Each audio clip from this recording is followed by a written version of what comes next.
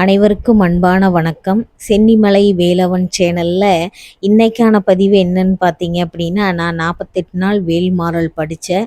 அந்த 48 நாள் நான் வேல்மாறலை படித்து முடிக்கிறப்போ முருகப்பெருமான் எனக்கான கோயில் எது அப்படிங்கிறதையும் காட்டினார். முருகப்பெருமான் கனவுலையும் நான் தரிசனம் பண்ணினேன், அவரை நினைவலையும் நான் தரிசனம் பண்ணினேன்.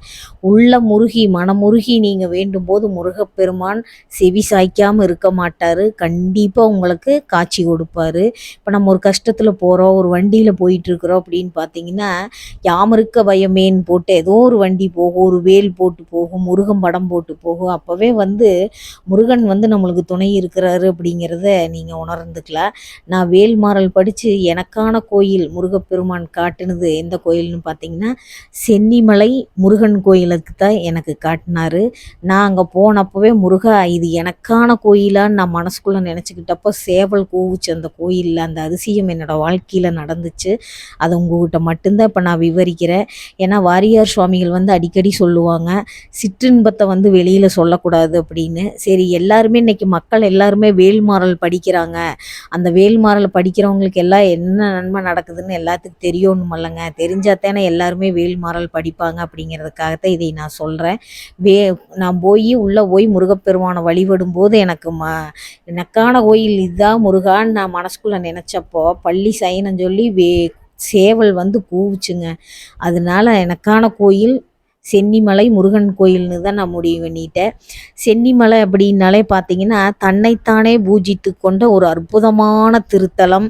அருணகிரிநாதர் 5 திருப்புகழ் பாடி படிக்காசு பெற்ற திருத்தலம் சென்னிமலை திருத்தலம். தென் பழனிக்கு நிகரான திருத்தலம் சென்னிமலை திருத்தலம். இங்கு முருகன் மேலே விடுற தயிர் இன்றைய வரைக்கும் புளிச்சது கிடையாதுங்க. தயிர் அப்படியே ஃப்ரெஷ்ஷாக இருக்குது. அந்த மாதிரி முருகனுக்கு சக்தி உண்டு. மாட்டு வண்டி மலை மேலே ஏறின அதிசயம் இந்த சென்னிமலையில் நடந்திருக்குது. இதே நான் சனி திசையினால் ரொம்ப பாதிக்கப்பட்டிருக்கிறேன். எனக்கு சதய நட்சத்திரம், கும்பராசி, நான் 7.5 சனியினால் பாதிக்கப்பட்டிருக்கிறேன். சென்னிமலைக்கு போய் சனி பகவானுடைய ஆதிக்கம் குறைந்தது. இது என்னுடைய வாழ்க்கையில் நடந்த நிதர்சனமான உண்மை. யார் வேணாலும் சென்னிமலைக்கு போய் சனி திசை நடக்கிறவங்கன்னு இல்லை, வேறு எல்லாருமே போகலாம். என்ன சனி திசை நடக்கிறவங்க நாங்கள் போகலான்னு சொல்கிறேன் அப்படின்னு பார்த்தீங்கன்னா, இன்னை வரைக்கும் இந்த சென்னி மலை மேலே காகம் பறந்தது கிடையாது. இந்த முருகனுக்கு பெயர் சிரகிரி வேலவன் அப்படின்னு சொல்லுவாங்க. இந்த முருகப்பெருமானை போய் வாழ்க்கையில் எங்கிருந்தாலும் யாராக இருந்தாலும் ஈரோடு மாவட்டத்தில் பக்கத்தில் தான் இருக்குது சென்னிமலை. போய் முருகப்பெருமான தரிசனம் பண்ணுங்க. சென்னிமலை ஆண்டவருடைய தரிசனம் அனைவருக்கும் கிடைக்கும்.